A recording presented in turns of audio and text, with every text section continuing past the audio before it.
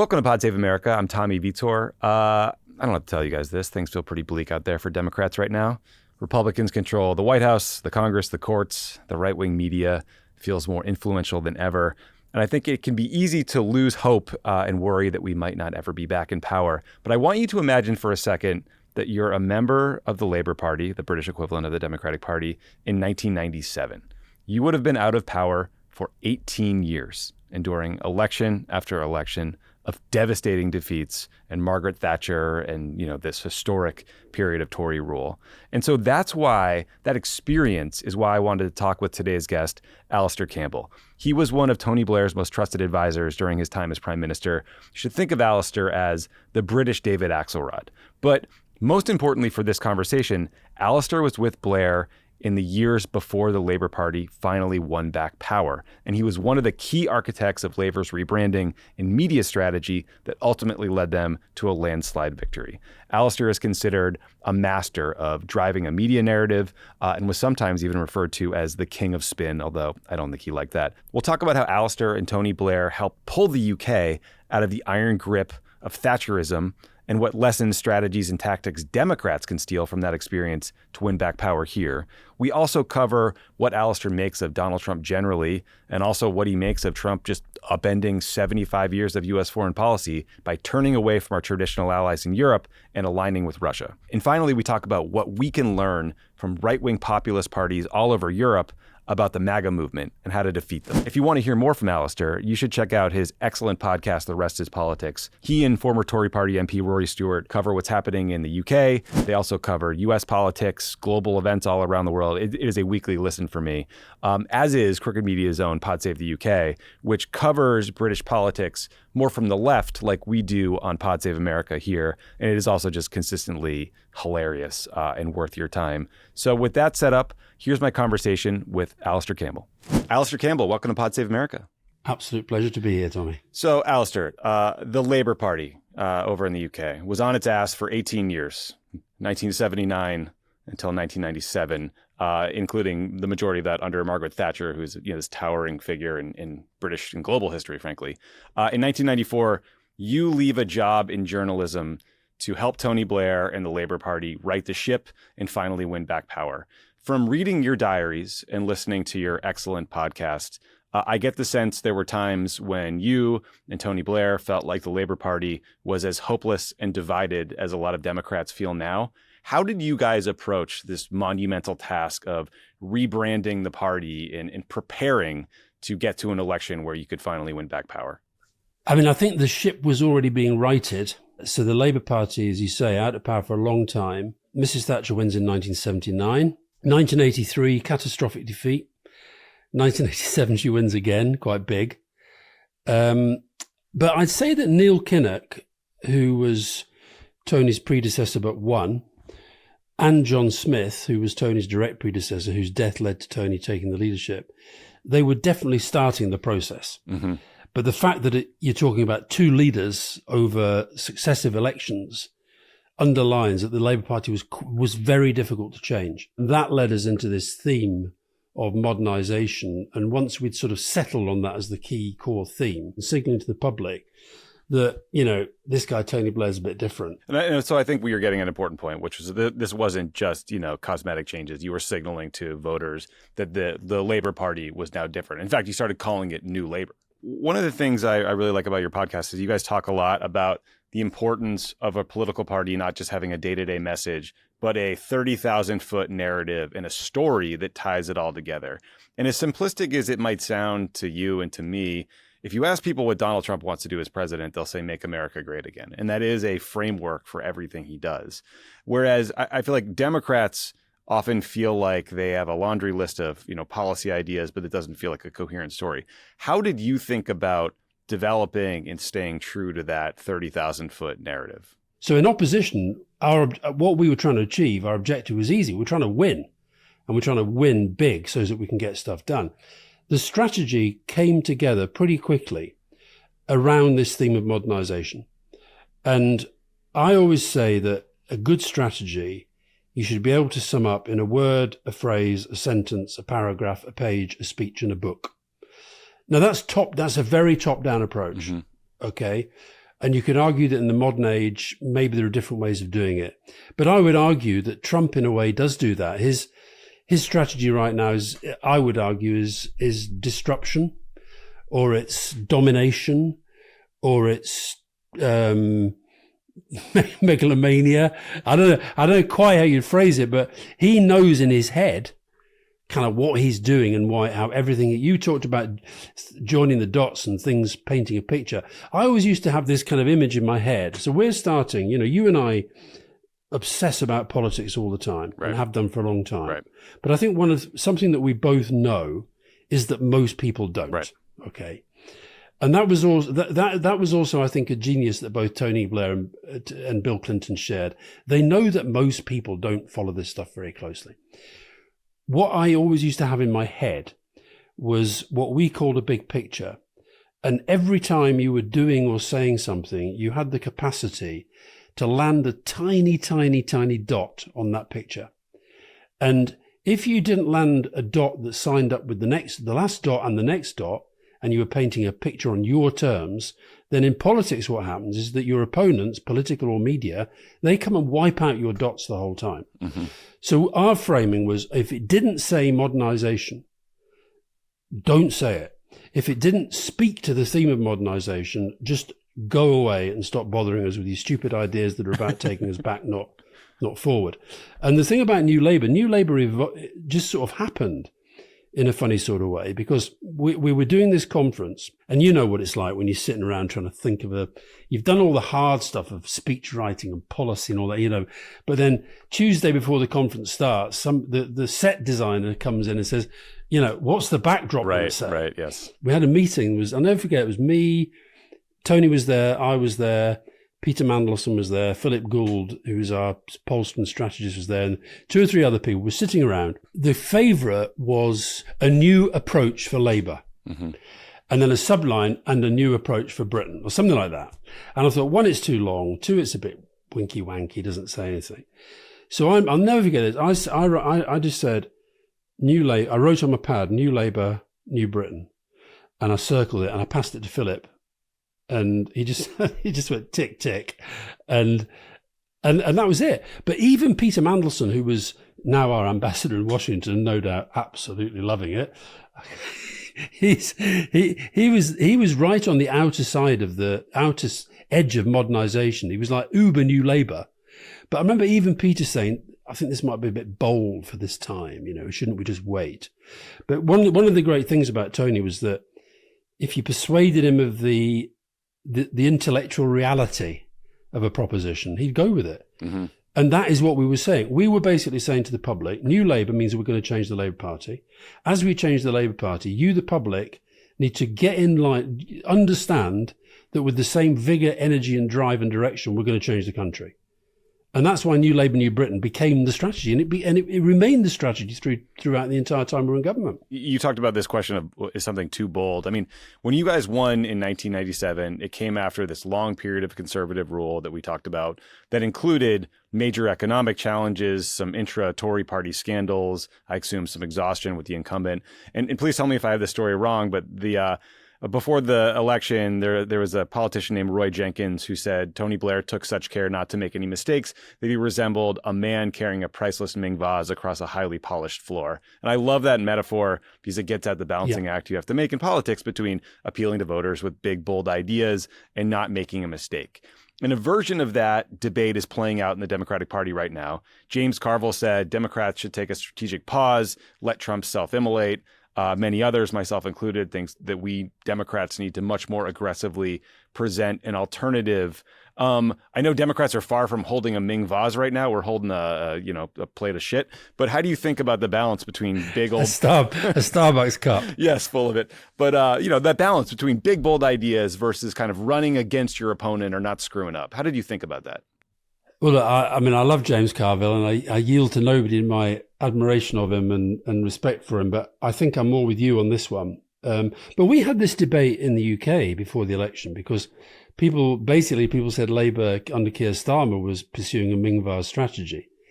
get the barnacles off the boat, don't upset people. We're 20 points ahead in the polls. Let's just go nice and easy, nice and easy, nice and easy.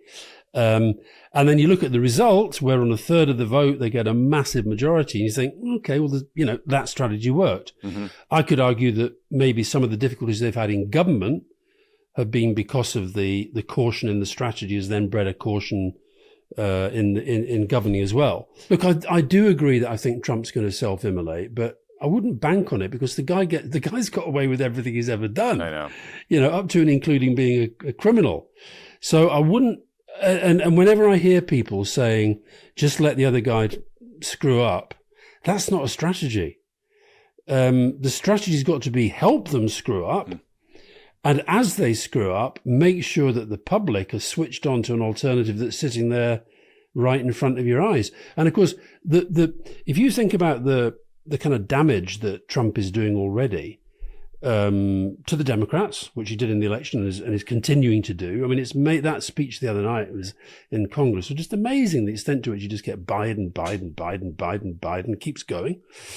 And of course, I don't buy this idea that it just goes down well with his base. I think there's a broader resonance to be attacking, because people seem to like the way he attacks. And I think the Democrats have got to learn from that. But I think the other thing I'd say is that people always think they've got lots of time in politics. I mean, Labour at the moment in the UK, Keir Starmer's doing pretty well on the international front.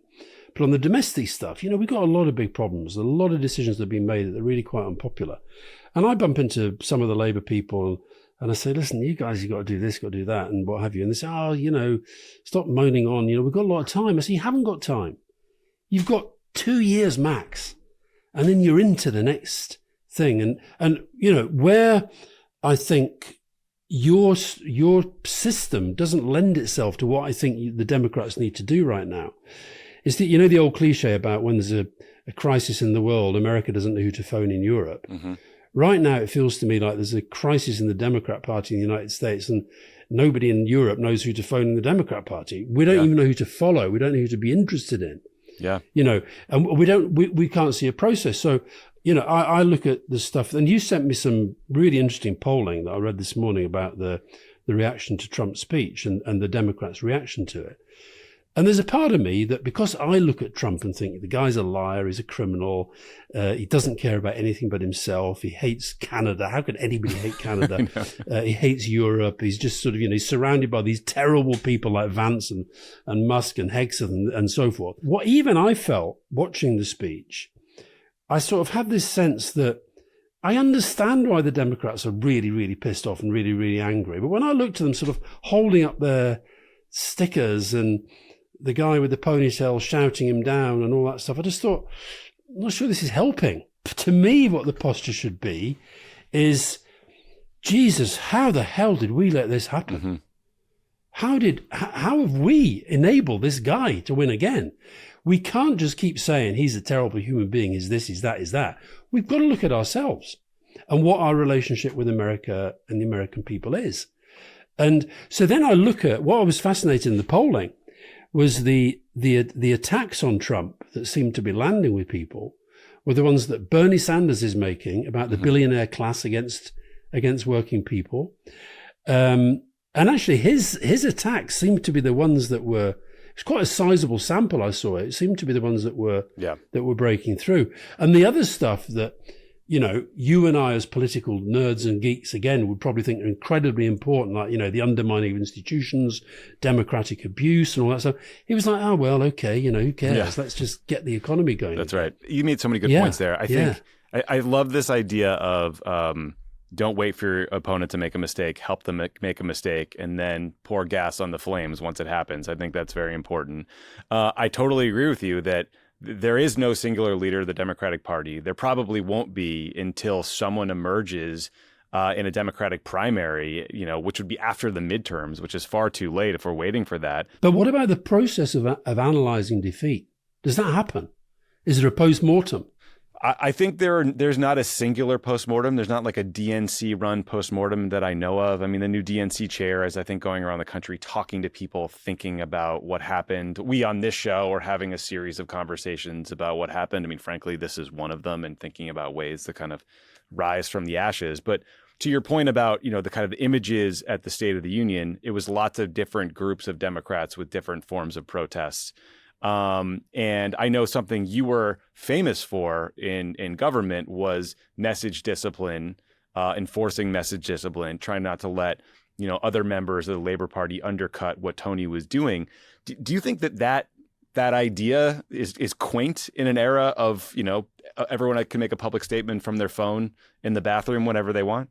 I don't honestly think that the principles have changed. I think the atmosphere and the environment has changed. But I'll give you. Actually, I was with a guy you may know called Matthew Barson. He used to be the U.S. ambassador under Obama in London. I know Matthew very well. Good friend. And we were just having a chat about this then. And he was saying to me, he says, like, you got to help them get a grip of all these kind of junior ministers they've got. I said, what do you mean? He said, well, what happens every day is that you have a junior minister or somebody who's not top level cabinet who is pushed out onto the airwaves because every morning the BBC, Sky News, all these different radio and television stations, they expect to have a minister to go out and talk about the stuff of the day. And he says, you hear these guys, and one, they sound like frightened rabbits. Two, they literally sort of just read talking points. They don't kind of basically speak like human beings, a lot of them. And he said, and so I was about message discipline. And I still do believe in message discipline, but that's not the same thing as say the same thing all the time. Right. It's have the same conversation. And this again goes, I'm sorry, people should recognize that Trump, for all his evilosity, is just brilliant at having conversations with people. He converses when he's talking. I mean, to stand up for 100 minutes in front of a group of people, you know this as well as I do, who there's nothing much that politicians hate more than listening to other politicians make speeches, which they think they could do better. Right. But basically, when Trump's speaking, there's something awful about it, but there's something mesmerizing about it because he's kind of communicating in a different way. So what the conversation I was having with Matthew was basically about trying to inspire and motivate and educate younger politicians and people, say, in government over here around Europe, not to assume that message discipline means be boring, not to assume that being message discipline means you literally read a line to take off a page. Mm-hmm. You absorb the line to take. You have to prod it, analyze it, expose its weaknesses and strengths, and then take it into the conversation with the public. And I just think, so I still think message discipline is important. And I'll give you, I don't know if you follow the superior version of football. I know you have that silly NFL thing, right, that you call football. Yep. But real football, there's a guy called Arsène Wenger, who's a very famous manager. He's French, but he was a manager of Arsenal for years and years and years, one of our biggest teams. And I interviewed him a while back I wrote a book called Winners, and trying to learn the lessons of politics, business and sport, and whether you could.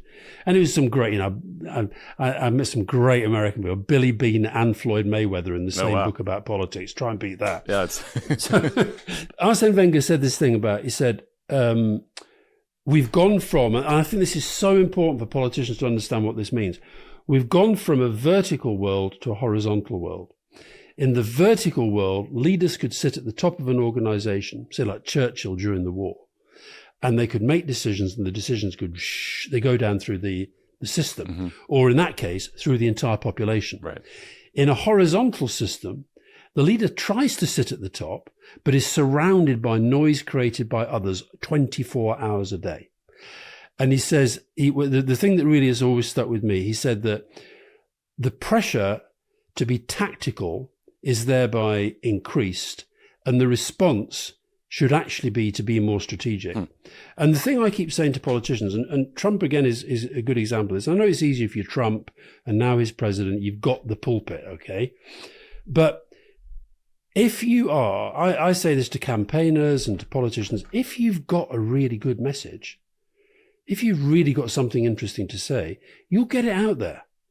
You won't get it out there as easily as you used to, because, it used to be, when I was first working with Tony, or when I was a journalist, if you got the same story in the UK on 3 national paper front pages, you could say you're going to dominate the agenda for a day.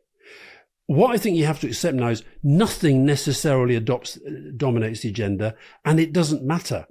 Because what matters is that where you are landing those dots on the big picture, you're landing them completely on your terms. And what I felt, I had, really enjoyed seeing you at Chicago at the DNC. And I think I got a little bit carried away in the Kool-Aid of the whole thing.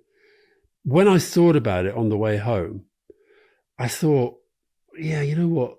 It wasn't just that the messages weren't really messages directed at people who might be thinking of not voting Democrat. It was also that there was actually a bit of dissonance in a lot of the messaging. It wasn't clear whether this was going to be a cost of living election, a community cohesion election, a woke, I hate the whole debate about woke, but you know what I mean. No, you're actually anti woke. You think we need to, I remember hearing you say this, you felt like you need to focus more on social justice issues in response to some of this bullshit coming out of, Trump and et cetera. I actually think it would give, and this is kind of, I guess, where people like AOC are. I think that in seeding the ground on this whole woke debate, we've conceded to a really bad idea that does really bad things. I actually argue that fighting for what woke actually means, i.e. being alert to injustice and wanting to do something about it, the right are brilliant at this. They will take something that they worry might be a weakness or an advantage to the other side, and they poison and contaminate it. And they do it with the help of a kind of, right-wing media ecosystem that then makes the left lose confidence. Right.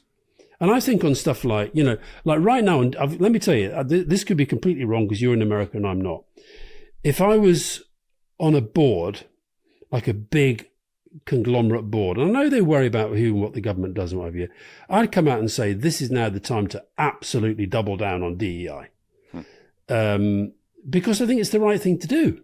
Even as I say that, I can see why people going in politics might think, yeah, well, look at the polls. The polls are driven. The polls are driven by the nature and the terms of a debate.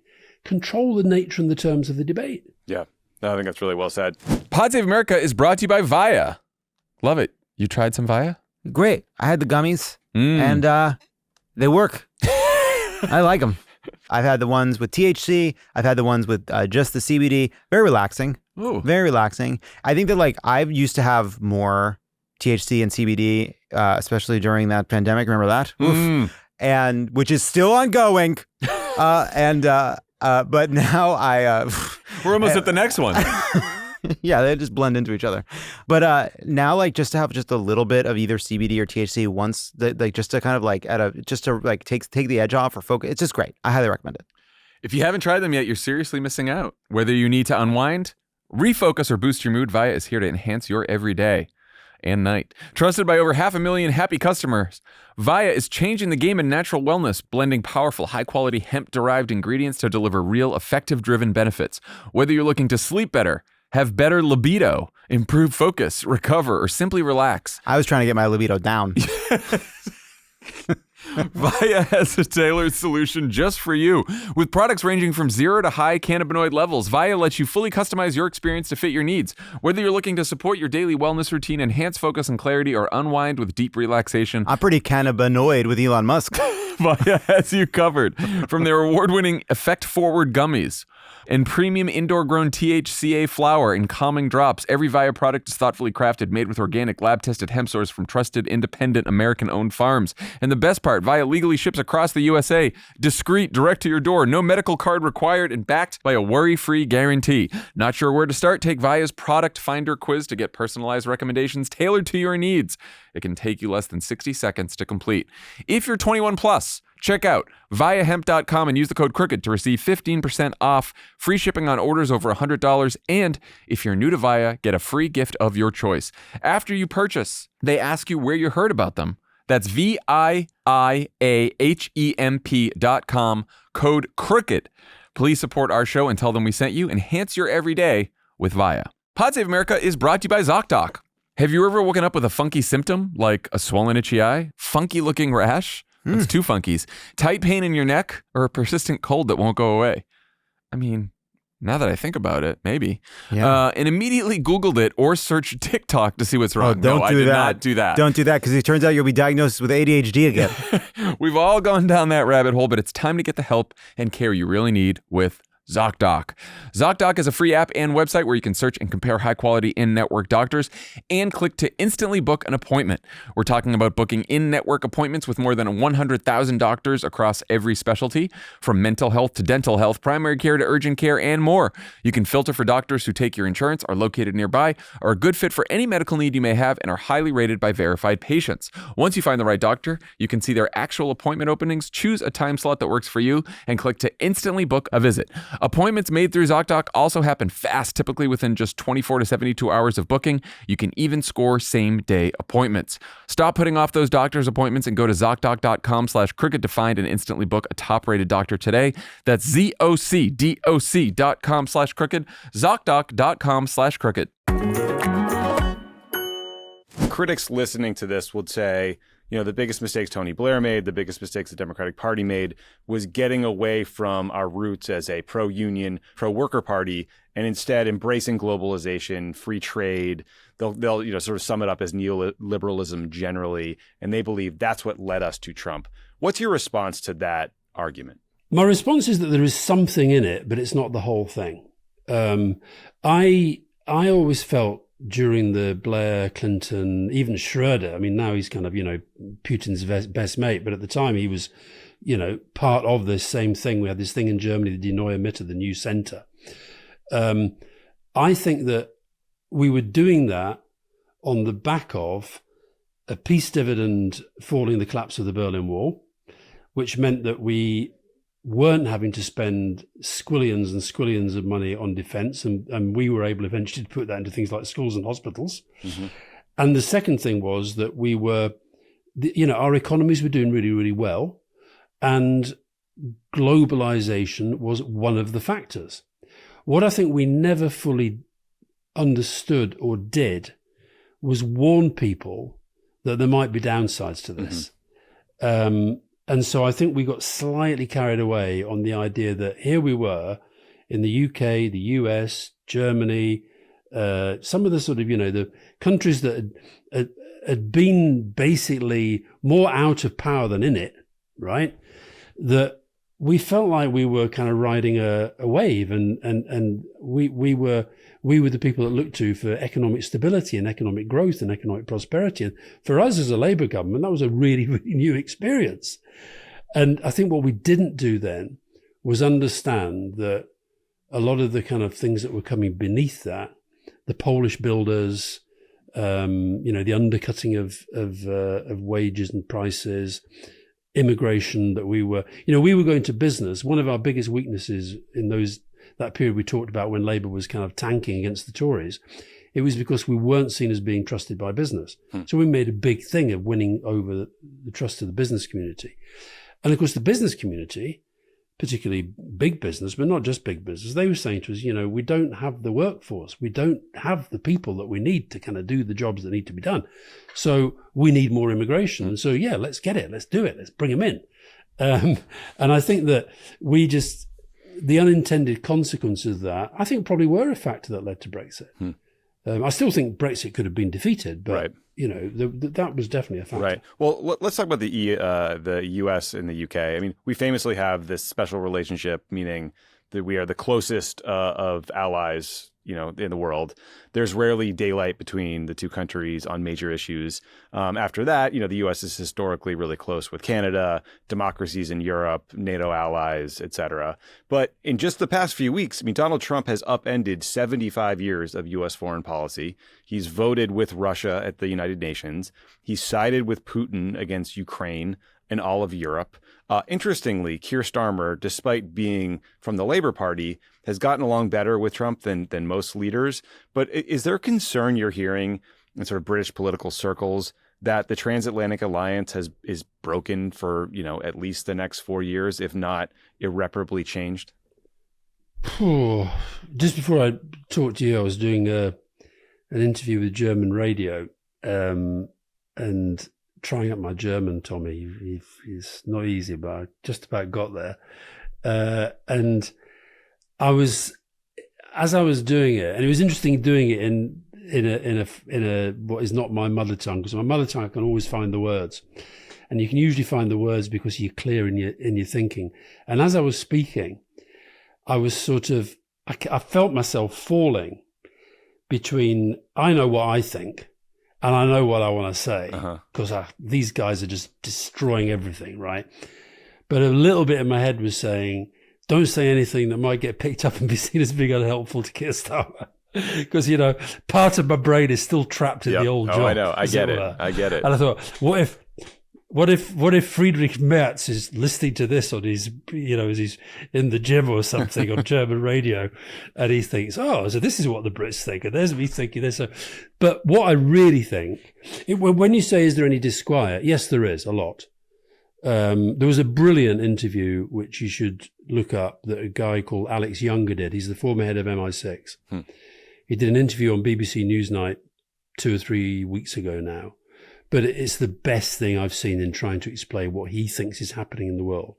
And it's what I think is happening in the world. What I think is happening in the world is that America has elected for the second time, a president who is basically sees the world as a place to be carved up by strong men. And at the moment, there are three. There is Xi Jinping, president for life, Putin, president for life, and Trump basically wants to be president for life. And in addition, he wants to be the richest man in the world and the most powerful man in the world and the most famous man in the world. Now, he's right up there in terms of the most famous. I don't know, you know Fiona Hill, who was his foreign policy advisor in the first term. She's a Brit. She wrote a fantastic article about her experience of Foreign Affairs magazine. And honestly, it's just so worth reading now, because like all of us, I think she assumed that, well, that's Trump done. I can unburden what it was like. Right. But she actually made the point that Trump, she made this point that if Trump was with his advisors, he'd listen to them up to a point. But as soon as a strongman leader came into the room, he would listen to that person. He would listen to Putin or Orban or Modi or Erdogan ahead of his own advisors. And then the second thing she said was that he absolutely bought this idea that Putin was the richest man in the world. Wow, yeah. And he really admired him for taking a country and turning it into almost like an extension of his business interests. But you also had an army and a nuclear weapons. Well, and just so folks know, I mean, the people who think Putin's the richest man in the world believe he got there by telling all the Russian oligarchs, you now owe me 50% of what's yours, and you don't have it. There will be no debate. Yeah. And also that he's got stuff all around the world, and there's a huge, I don't know if it is or it isn't, but there's a massive property not far from where I live, one of the biggest places, and people say it's owned by a Russian, but basically people say it's owned by a Russian, but it's actually Putin. So he's got, anyway. So that's so what I think that there's no doubt when Keir went to. And this was a big deal for him because he's had a pretty tough start as prime minister. Macron gets there, does his thing. I thought Macron handled it pretty well, got the balance right between sort of flattery and, France's national interest and trying to speak up for Zelensky. I think the sort of expectation was that Keir wouldn't be able to kind of pull it off in the same way because he doesn't have those sort of silky Macronist skills. But actually he did very, very well. But there were people who, seeing him, there were objections to Trump. I mean, so that whole thing about, the king wants the second visit to be greater than the first, and this is unprecedented, this is historic. I completely get why he had to do it and why he did it. But I think there's a worry now. If there's a worry now, I guess it's in the space of, are we kidding ourselves in thinking that Trump's ever going to give these security guarantees? Mm-hmm. And if he doesn't, what does that mean to countries like France and Britain, saying they're going to put boots on the ground? By the way, I'll tell you who is number one hate figure in the UK right now. I was just about to ask. Tell me about J.D. Vance. Well, I mean, either that guy is utterly malign or unbelievably stupid. And I don't think he's unbelievably stupid. He goes on Fox News and he was talking about the Ukraine situation. He was justifying the sort of double bullying of Zelensky, which was utterly revolting. I mean, I think people around the world were just sick watching that. But just to wind back a bit, Vance goes to Munich, one of the most important defense and security conferences in the world, and basically makes a speech talking utter shite about free speech in the UK and France. Okay? Bullshit. Doesn't talk about Ukraine, doesn't talk about the big stuff that was happening, right? So that was the first thing. Then what really got people going was he goes on Fox News. I don't know why do they only do interviews with Fox News? Is everybody else just not allowed to talk to these people? Basically, yes. I mean, JD, to his credit, will go in more hostile places, but they love Fox News. It's state TV. Okay. If you jump into him, Tommy, we just tell him we'd love to have him. I'll let him know. We text often, yes. So he goes on Fox News and he says, he's talking about the security guarantees of having lots of American companies drilling for minerals is far better than 20,000 soldiers from some random country that hasn't fought a war for 30 to 40 years. Well, if you listen to the rest is politics this week, I've listed all the wars in which British soldiers have fought and died alongside Americans in the last 30 to 40 years. And I tell you, I've got friends in the British military who, if J.D. Vance comes on the state visit, if and when it happens, they're not happy. So when I say it was either willful or stupid, why would you want to have a row going about that where you have to come out and say, no, I wasn't talking about Britain? And Rory Stewart on the podcast today he's listed all the other countries that were involved in fighting with the Americans. And bear in mind, Trump again today talking about Article 5, saying, well, why should I help them? They're not going to come and help us. The last time Article 5 was deployed was 9/11. And that was because every other country in NATO said, this is an attack upon America. An attack on one is an attack upon all. We're with them. Yeah. And now this guy, and what I find most distressing about what's happening, and this is what I think is keeping people awake at night, me included, is that we're now in this world where America, which whether you like America or not, and a lot of people don't like America, but I've always been pretty pro-American in the main, but we now have an American administration that treats friends as enemies and enemies as friends. You know, Zelensky has been abused, derided, briefed against, shouted at, made demands of. Putin, zero. No demands, no harsh words. Zelensky's a dictator, not Putin. Mm-hmm. Zelensky's the one who started the war, not Putin. I mean, it's mind-blowing. It's gaslighting on a global industrial scale. That's what I think people are finding very, very difficult. Yeah. And look, I don't want to go on some whiny tangent about conservative media, but I'm very glad to hear that you and many of your friends are exercised about these comments by J.D. Vance, because the man insulted hundreds, if not thousands, of dead British troops and French troops, by the way, because it's the French UK proposal for this peacekeeping force. And like when Barack Obama dared to move the Churchill bust out of the Oval Office, it was this goddamn scandal that tailed us for weeks and weeks and weeks because, you know, the Murdoch press, the right-wing tabloids, especially in the UK, just, you know, pumped oxygen on the fire and fed the flames over and over again. And like, this seems like, you know, now we have this legitimate breach that I think we should actually be kind of concerned about. And did it get much play in America? The Vance thing about the random country? It did, but, you know, the Steve Bannon adage of flood the zone with shit is highly effective, and we're all just kind of waking up to the next outrage every day. But one other thing I want to ask you about. Tommy, talking to Steve Bannon, don't forget you're going to get him to come on my podcast. I'm going to send you his stuff. We are going to take a quick break, but before we do, I want to tell you some exciting news from our book imprint, Crooked Media Reads. Woodworking, the brand new novel by Yellow Jackets writer and culture commentator Emily St. James, is now out wherever you get your books.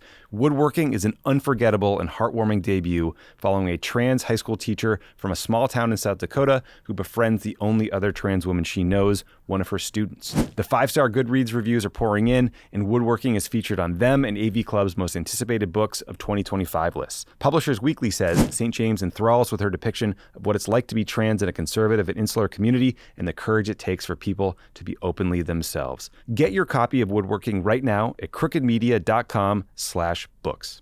Pod Save America is brought to you by Quince. Elevating your style used to mean breaking the bank, but with Quince, you can get high-end, versatile pieces at prices you can actually afford. Now you can upgrade your style by snagging killer luxury essentials that sync with your vibe and wallet. Quince has all the must-haves like Mongolian cashmere sweaters from $50, iconic 100% leather jackets, and comfortable pants for every occasion. The best part, all Quince items are priced 50 to 80% less than similar brands. Woof, that's some real savings right there.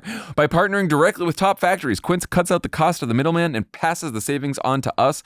And Quince only works with factories that use safe, ethical, and responsible manufacturing practices, along with premium fabrics and finishes. Love that. Just got some t-shirts from Quince. Really nice. Great t-shirts. Got some Henleys from Quince. Got some new stuff in there now that it's spring is right around the corner. You can see it. If you see it coming. Get that spring wardrobe. Indulge in affordable luxury. Go to quince.com/crooked for free shipping on your order and 365-day returns. That's QUINCE.com/crooked to get free shipping and 365-day returns. Quince.com/crooked. Pod Save America is brought to you by Sundays. Sundays is a fresh dog food made from a short list of human-grade ingredients. Sundays was co-founded by Dr. Tori Waxman, a practicing veterinarian who tests and formulates every version of each recipe. Sundays contains 90% meat, 10% superfoods, and 0% synthetic nutrients or artificial ingredients. Dog parents report noticeable health improvements in their pups, including softer fur, fresher breath, better poops, and more energy after switching to Sundays. Yeah. Leo's had Sundays, and he really likes it. Loves it. And you know what? His poops really are better. That's important. Also, fresher breath. We like that too. Unlike other fresh dog food, Sundays does not require refrigeration or preparation because of their air drying process. Just pour and serve. When you start a Sundays subscription, you'll automatically get 20% off and free shipping on every reorder. Cancel or pause your subscription anytime with our 100% satisfaction guarantee. Every order ships right to your door, so you'll never worry about running out of dog food again. Sometimes the wet dog food, it's a lot to store. Sundays, it's great. It's very easy to store. You open it up, pour it in. They love it. Get 40% off your first order of Sundays. Go to sundaysfordogs.com/crooked or use code crooked at checkout. That's sundaysfordogs.com/crooked, code crooked. One other thing I love about The Rest is Politics is that you and Rory, you talk a lot about international issues, and you guys focus a lot on right-wing populist parties, especially in Europe. Leaders like Marine Le Pen in France. We got Elon Musk's buddies over at the AfD in Germany, Viktor Orban in Hungary, Nigel Farage in the UK. Unfortunately, the list goes on and on. Here in America, we are now dealing with the kind of MAGA version of right-wing populism. Are there common threads you see among these right-wing populist parties that are worth kind of highlighting, and then successful tactics to combat them? Well, the first thing I say is they're not least through the work that Steve Bannon does, they're unbelievably well organized. Are there common tactics? Yes. Are there common threads? Yes. Is there a common ideology? I think there is. And Trump is, whether by design or by default, he's become the kind of absolute global pinboy of the whole thing. But I tell you what I'm absolutely amazed at. I think I've said this to you before, that whenever I'm talking to anybody about American politics, particularly on the right, or even when we interviewed David Petraeus on the podcast a while back, so there's a military guy. And even in that interview, Viktor Orban's name came up. He said, to understand what's happening in the right wing in America, you have to understand Viktor Orban. These people love Viktor Orban. They do. They really do. And then I wind through and I check J.D. Vance. J.D. Vance doing interviews about, well, one of the first things Orban did, he's very clever. He took on the media, he took on the universities, he took on the courts. Hey, and guess what they're doing? So I think that they join up.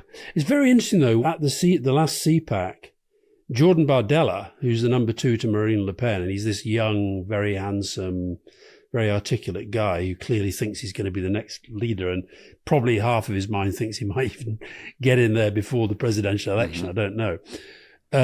But he pulled out of the CPAC because of the Steve Bannon Nazi salute.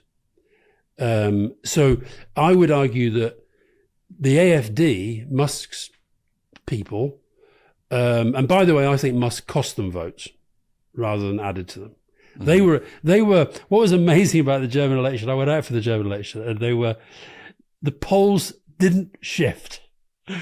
Other than the only place where the polls really shifted were for the left-wing populist party. Right. Who went almost doubled during the campaign. And I think that was Musk motivating people who probably weren't going to vote. That's fascinating. I don't think the AfD moved.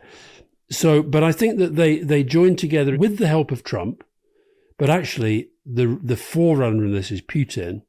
They've established that you don't necessarily have to pay a price for lying. Now, to be fair, our country, Johnson's got spat out the system. It wasn't over the big lies. It was eventually over a kind of smaller set of lies. But, he's gone. He probably thinks he can come back, but I think he's done. Mm-hmm. But that sort of form of politics, and then the other thing I think that they do, they're very, very good at certain themes that they push the whole time. The thing, woke is obviously one of them. Climate. I am amazed at how they've managed to win this, or push the dial back on climate as well as they've done. Again, they do it partly by lying, but they also do it by co-opting people and arguments that go against what we thought was a conventional wisdom. And I remember after Trump's first term, I remember I was doing a thing with Al Gore in Germany, I think, or Austria, and I said to him, "What are you going to do? I mean, the climate campaign. How are you going to do it with this guy in the White House? He's a climate denier." And Gore said to him, he was pretty chilled. He said, "Listen, we're just going to have to work around him. You can work around this guy." Now, I think that's and likewise with Michael Wolff. We talked to Michael Wolff last week, and he said, "Don't get too upset. Just wait the guy out. You've got to wait the guy out."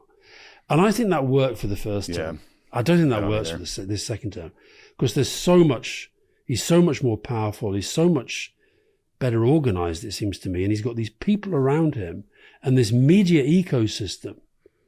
I think we're right to be worried about this media ecosystem. And we've got the same thing developing here. Yeah. I mean, the interesting story to me about this recent election in Germany, I do love that it seems like J.D. Vance and Elon Musk turned off voters and harmed the AfD. There was this interesting split at the end where you saw this surge in support for left-wing parties that I think mostly came from young women, whereas younger men went to the AfD. And what you're seeing, though, is just a lack of faith in these sort of traditional parties, be them sort of social democrats or conservative, and a look for alternatives because younger people are pissed off and they feel like the system has not worked for them and they're turning away. And I think that's a big lesson.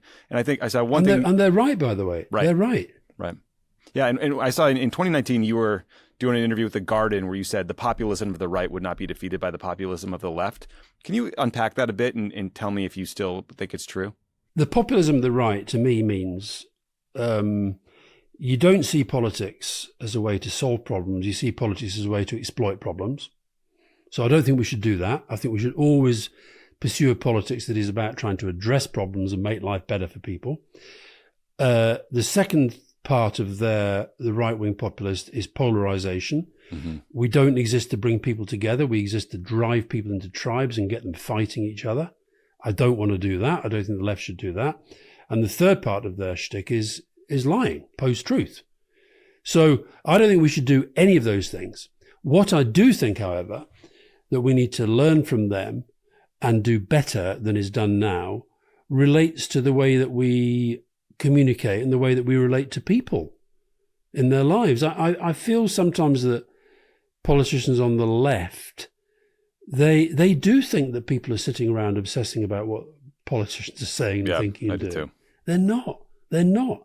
So how do you get into those people's lives, or how do you get into their lives in those times when you need to be in their lives, like they're deciding whether or not to vote and they're deciding what to vote? How do you get into them so that when they're making that decision, one, they know who you are, they know what you stand for, and they quite like it. Right now, they don't know who a lot of the other side are. And when they hear them, they just think, I mean, the big thing that's really harming Labour here at the moment is people's feeling that, or saying that they don't think the change that was promised has been big enough or fast enough, right? Now, and meanwhile, they see Trump with his fucking pen and he's, here's another one and here's another one, we're banning straws and we're invading Greenland and we're doing that. Right, okay. But what I think is that the processes, the reason why so many young people are zoning out is that, one, they can't afford a house, their jobs are pretty insecure, they're not going to be better off than their parents. And they look at politics and they see slow processes, often pretty average people, not inspiring, not motivating. And so I think that's the bit of, it's not populism in the traditional sense, but how do the politicians on the left become the friends of these people? Because naturally that's what they should be. How have we allowed a situation where Donald Trump, inherited wealth, billionaire, Boris Johnson, who went to the most expensive school in Europe, Oxford Daily Telegraph, somehow becomes a man of the people. Mm-hmm. Nigel Farage, a city trader, and even, okay, J.D. Vance has got the dirt poor background, right? But he's still Ivy League. Trump's still Ivy League, Musk, they're all Ivy League people. How have they become the voice of working class people? Whereas people who actually do, in my view, care about working class people. That's why I think Keir Starmer in the UK is, and Angela Rayner. I don't know if you know Angela Rayner, who's number two, who's got the most, the most amazing backstory. But I think if this Labour government doesn't succeed in winning back the working class, and you said earlier about, we lost them in part through globalisation.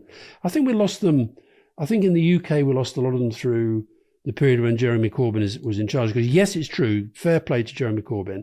He motivated a lot of young people maybe to the left of you and me to get engaged and get involved. But he turned off a lot of people who are what I would call traditional working class British patriots. And back to the thing about big moments. One of Jeremy Corbyn's biggest moments was that he'd just literally been made leader of the Labour Party, won the election. Everybody stunned that he'd done it, but he did it. And one of the first events was this establishment event at St. Paul's Cathedral, and he stood there and didn't sing the national anthem. And it sounds crazy, but it's the sort of thing that people remember. And they think, this guy's not on our side, is he? Oh, that it doesn't sound crazy at all to me. I was sitting in an interview with Barack Obama in Iowa in 2007 when a reporter asked him why he wasn't wearing a flag pin, and he answered it honestly, and it became a thing for 4 more years or however long it followed us around. Final question for you, and thank you for giving me so much time. I was looking last night at this. Pew Research does polling asking Americans, do you trust the government? And they've been doing it for decades. And the average peaks at like 77% in 1964, in the beginning of LBJ's administration. Trust levels plummet through the Vietnam War, all the way through the Carter administration, down to about 27%. It kind of bounces up into the 40s during Reagan, then spikes after 9/11 as people rally together after the attacks, and then bottoms out again after Iraq and the financial crisis, and never really recovers. And I think some of the drivers of this loss of trust were Vietnam, Watergate, the Iraq War, and the financial crisis. And just for listeners, if listeners want to hear you dig deeper into all things Iraq, you and Rory did an amazing 2-part series on the Iraq War from different perspectives around the 20th anniversary. And it was just like riveting listening, and I highly recommend it. But I'm wondering, Democrats have now, we used to be the party that didn't trust institutions. We didn't trust the intelligence community. We didn't trust the government, right? We accused Bush of lying us into war. Now we're the ones defending institutions. Now we're telling people to trust the CDC about the COVID vaccine, or trust the FBI, right? And I'm wondering how you think about this loss of trust in government and institutions and how to get it back. But also, if we need to change our posture as a Democrat and not be so trusting of the government, and maybe not worry about the lack of trust in government. Well, I think there's a difference between lack of trust in the government and lack of belief in principles and institutions. What I'd worry about most if I was American right now was the sense that the rule of law is crumbling, that the institutions that uphold the rule of law, the attacks upon judges, the packing of courts, all the stuff that we know, I'd really worry about that. There's a little whiff of that over here at times, but not like there is in the States. So I think you're absolutely right is you don't want to become in opposition the defender of a status quo for which you're not responsible. Right. And that's a real risk for the Democrats right now. That's why I think that the other lesson to take from Macron, if you want to look at it in positive ways, and from Donald Tusk in Poland, is that, whether it's on the right or on the left or in the center, you've got to have, when there is so much kind of angst in the world, you've got to have a disruptive message about the change that you're going to make, because so much needs to change. Status quo just isn't working. And so Trump was all about change. Macron was all about change. Keir Starmer's slogan was change. This thing about trust is really interesting, because like you said 9/11, the trust levels went up. I still believe that when COVID actually is an interesting example. Around the world, lots of anger, lots of division, but around the world, most governments said what they thought should be done, and most populations said, okay, this is tough, we get it, we'll go along with it, right? Right. So what do people understand by government? Government means everything, from whether your streets get cleaned and your bins get emptied, to whether Donald Trump whacks off a nuclear weapon at China one day. Government is the services that we all depend on. Why are people really angry with the last Conservative government? Because they ran the National Health Service into the ground. That erodes trust as well.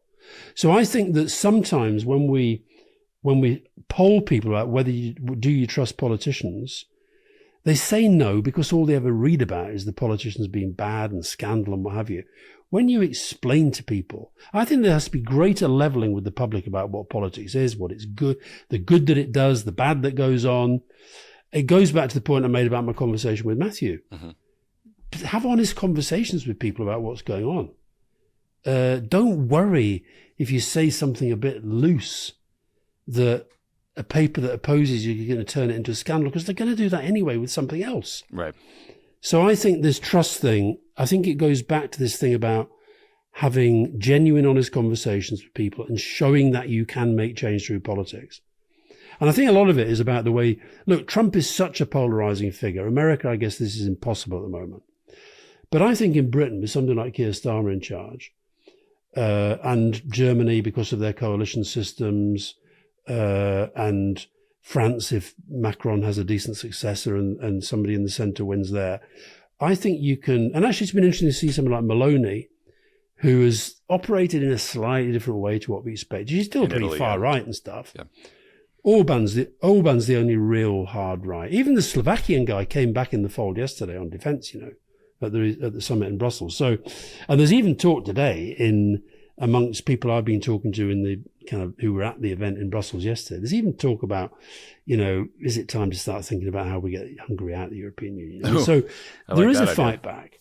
Yeah. Well, yeah, so do I. I think that the trust thing is more complicated than we think. I think the other thing that's going on, there's just lack of deference in the world anyway. That's not necessarily a bad thing. There's lack of respect for authority. That's not necessarily a bad thing. And the other thing that's happened, it's happening in Australia right now, there's an election coming up in Australia, is that fewer and fewer people always vote the same way. And that is, you've got the Republican, Democrat, and occasionally a third candidate, but in other countries, other alternatives are emerging. Even though Keir Starmer got a huge majority, it was the lowest joint vote between Tory and Labour there's ever been. Right. So people are looking for alternatives. And I think we just have to have a more grown-up debate about people, with people. And the left, go back, maybe the big point I want to try and make to you and your colleagues is that we can't afford to lose our confidence about, without sounding arrogant, being right. These guys, they've got really bad ideas. Look, what Trump is actually doing is bad for America, bad for Canada, bad for Europe, bad for relations with China. It's bad on so many levels. Right. But because they've built this phenomenal political support machine, even the people within that support machine, like Marco Rubio, who know that it's wrong, they've got to go along with it. Whereas what we do when we do stuff like we sort of, oh, I'm not happy about that. So you flake off. We've got to be more confident that we're actually on the big issues of what the world, whether it's climate, whether it's inequality, whether it's the way that we treat each other, whether it's we solve problems better in alliance with others rather than hating each other. We're right about that. We're always going to be right about that. And so let's just be a bit more confident about it. Yeah, you never win an argument that you don't join. I think that's important advice. Well, Alastair, thank you so much for your time. Here's to hoping for a Labour 1997 style victory at the midterms in 2026. And, if we don't make it to then. Well, I tell you what, if you don't get it, he'd say, okay, I'm around forever. I'm now with Xi and Putin. I'm the man. I'm here forever. Yeah, it's, so if we don't win, then I'm going to be talking to you about the passport again. So let me know. Hopefully you have someone in the Foreign Office. Thank you again for your time. I really appreciate it. No, it's all. It's always a pleasure to talk to you.